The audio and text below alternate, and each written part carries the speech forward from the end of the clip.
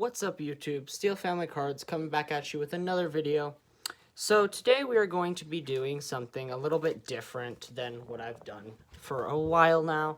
And we're actually going to do a test hand video for my Thunder Dragon deck profile that includes some Phantom Knight stuff. We actually got a request that somebody wanted us to make a combo video, and I was kind of like, I'm not sure exactly what I'm supposed to do for a combo video, because I've always just kind of played test hands with the deck, and I'm not sure if there's any really like super linear combos. So I was like, all right, I'll do the next best thing, and we'll do a test hand video. So this might be kind of scuffed because I'm not exactly sure how we'll get everything on camera and stuff, but bear with me, and I'll try to explain kind of what this deck does with certain hands. So let's just get started. We're going to draw first hand.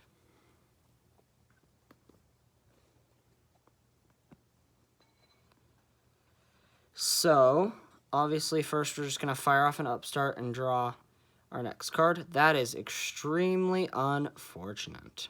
Wow, that sucks really bad. So, obviously, we have Nib, so if we're going second, that will be our hand trap that gets triggered.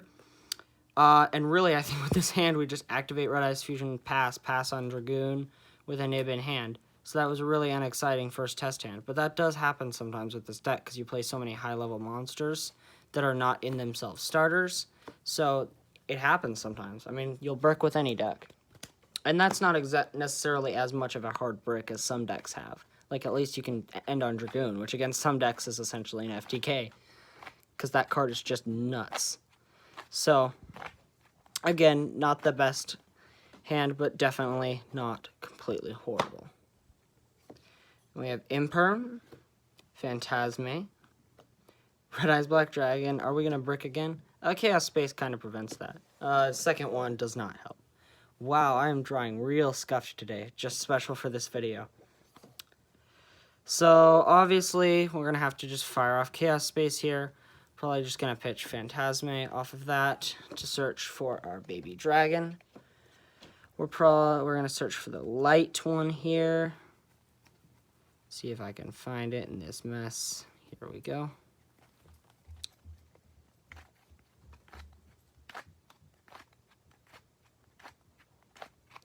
And then we are going to summon that by banishing this from our grave. This will be in grave, and this will be summoned.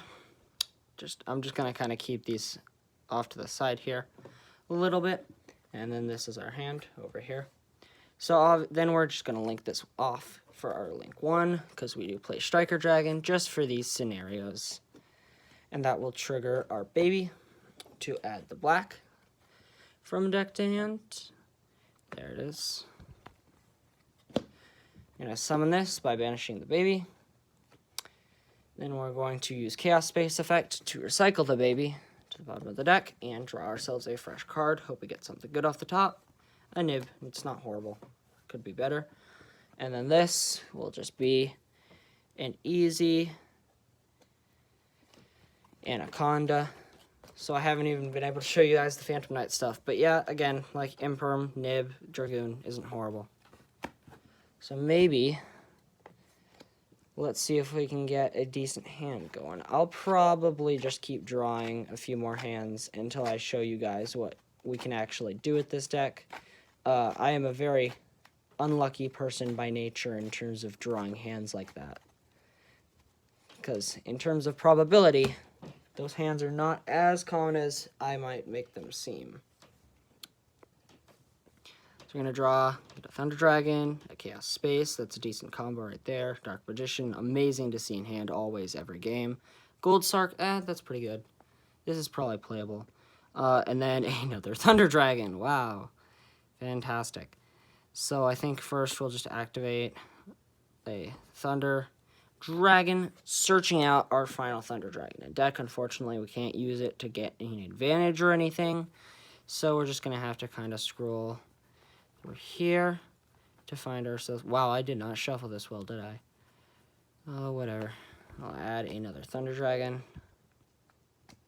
I'm also not amazing at shuffling, so bear with me for that as well.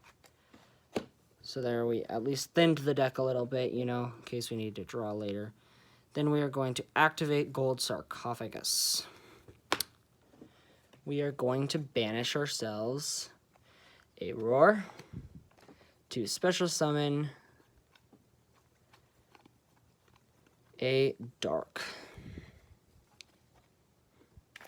We will be going, I think, for Rusty in this combo sequence. So now we have a Roar is banished. This is a Dark. We've summoned. Our grave is here. It's a Thunder Dragon and a Gold Sark. And this is our hand. Definitely the correct side. Maybe I'll just play upside down from now on. Let's see. What do we still have? So we were going to activate Chaos Space, pitching Thunder Dragon to add the black. And then this will go to grave. There we go. Now they're right side up. And then we will summon the black dragon by banishing one of the 2 Thunder Dragons in grave. Doesn't matter which. Then here we'll probably go into, I think you can go into either the Link 1 or a Link 2. Let me check our extra deck, because I'm actually not completely remembering what I'm running here as my Link 2s. So it looks like, I guess we could go into IP as a Dark Link 2, but we do not appear to play a Dark Link 2, which would be necessary. So let's just go into Striker Dragon to have that black dragon float into white.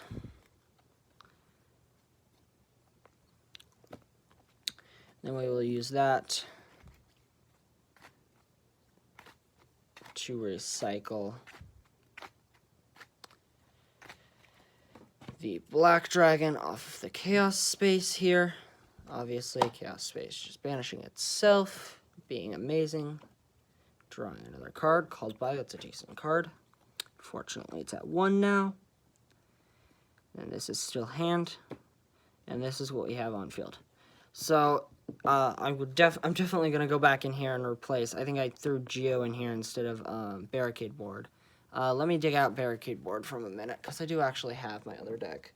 On the last spur of the moment without thinking, I was like, you know what, why am I playing Barricade Board Blocker when I could play Yugioh? It's fundamentally better, probably. And then I was like, oh wait, I actually need this. There's a reason it's in here, because it's dark.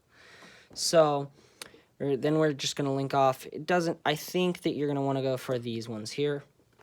To go into the Barricade Board, that's going to obviously trigger your white to add the black to hand. And now, you can link these 2 dark monsters together to go into Phantom Knights of Rusty Bardiche. That is going to trigger your dark because it has left the field to add a Thunder Dragon guy, and we are going to add our Thunder Dragon Hawk. So this should allow us to go full combo now, if everything, of course, goes according to plan. And we will activate our Rusty Bardiche, setting our Shade Brigandine by sending our Ancient Cloak. We are going to Cloak, banish itself from grave, to add, let me see here, our Boots to hand. Then because we control Rusty, we can summon Boots. We can then activate our copy of the Shade Brigandine to summon itself. Because we control no traps, so we have no traps in grave, so we can activate the turn. And we can activate Black Dragon by banishing the Light Dragon from our grave over here. And then we will activate Hawk, discarding to target our banished Thunder Dragon Roar and summoning that. Then we now have material on board to go for, this is where you essentially can choose your flex end board. So because you do have 2 4s, you can go for a rank 4, say if you wanted to go into a Evil Swarm Nightmare, and then you could have Nightmare and Dragoon, or Nightmare and IP, depending on whatever you wanted to do. Let's say, for me, I'll go into what I use most commonly as my end board, which consists of linking these 2 off into a copy of IP Masquerena, and then these 2 off into a copy of Anaconda, just because now we will be able to summon the Dragoon And so you'll end on this. However, this will now be engraved, so you can banish it and add a fog blade, if we can find them, of course. I did not shuffle this well at all. Wow. And then this will be set. And then, so if you can see here a little bit better now, I'll move it over. This is what you will end on. This will be your hand. So you'll be able to set a called by. And so you'll pass on Dragoon, IP Masquerena. I really like IP and Anaconda together on the same board, because you can use these two, and you can go into either an Appaloosa for 2, which isn't always horrible, and then you can go into Unicorn. Of course, you can't use Rusty as link material, otherwise it would be even better. But then you will end with also a Fog Blade, so you'll have a total of 1 Fog Blade negate, 1 Dragoon negate, and an IP shuffle back, which is all in all pretty good, plus whatever hand traps or like called by you have. So yep, that's essentially the full combo for this deck. I might do another test hand or two just to kind of show you more frequency things, but this will probably be the only time that I execute the full combo, as it is slightly lengthy, and I want to try to keep this video to a minimum so that you guys don't get super bored of my horrible luck. So, just gonna shuffle these all back into the deck. Overall, I do think that this deck is quite strong. The Thunder Dragons as a whole are, while they might have a history of being a fusion deck, I personally see them as a decent link climbing engine, just because of the cards that they can flex to get them into their plays, like Allure and Chaos Space and such. And as you can see, like, that's a pretty decent end board. You essentially have to have access to the babies for that typically to work. But you can be very flexible. You're essentially just trying to turbo into Rusty Bardiche so that you can set up because for sure Rusty will always net you at least 1 Fog Blade because of the boots that you will be summoning, but it also always grants you access to a link too. So at the very minimum, Rusty should represent at least a Dragoon and a Fog Blade, or 2 Fog Blades, although I'd typically opt for a Dragoon, as well as the Fog Blade, just because it gives you more varied forms of interaction.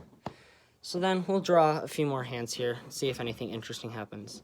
So we have a Chaos Space, Fog Blade, an Ancient Cloak, wow, a Dark Magician, and a Thunder Dragon. This is actually fairly interesting. I might play this one out here, just for humor's sake, and this will probably be the last thing we do in the video. I'm going to move this over here. So as you can see, we did draw a Fog Blade. This is an interesting point to note. Drawing Fog Blade actually is not as bad of a brick as you might think, because it is just a solid 1-for-1 piece of interaction against your opponent. You're essentially at this point playing a Fiendish Chain. It's just in your hand. You can set it. It'll be a 1-for-1 interaction. So it's not the best to do, but you do play 2 Fog Blades in case you draw one of them. Because if you draw 1/2 of the combo, there is an actual reason for this. I'm just not completely expressing it at the moment. So yeah, we'll just start this off by activating Thunder Dragon. Now we can use the full power of Thunder Dragon to gain us a card advantage, which is great, because it'll mean more discard fodder, and it's just a generally good thing to have, with the nice double allure right next to each other. That does happen often. Double impermanence. I'm just bad at shuffling.